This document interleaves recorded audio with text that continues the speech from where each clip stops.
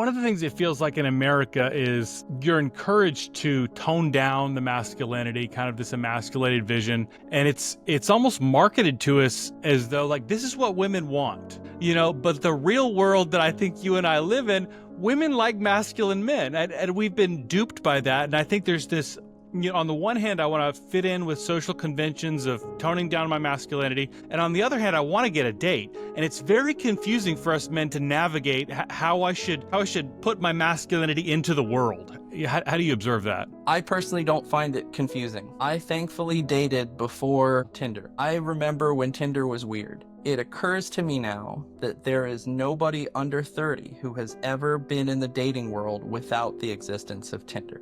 That is hard for me to wrap my head around, but it is something that I have to exist. I have a friend, she's in her mid-20s, and there was restaurant week here in Ohio, in central Ohio, and there was a dish that she wanted. It was essentially animal-style fries from In-N-Out Burger. I don't know if you're familiar, but yeah.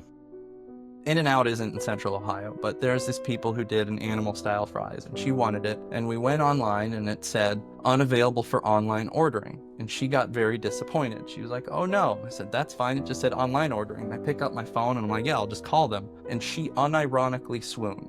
She's like, you would call them on the phone? It's like, yeah, why is that weird?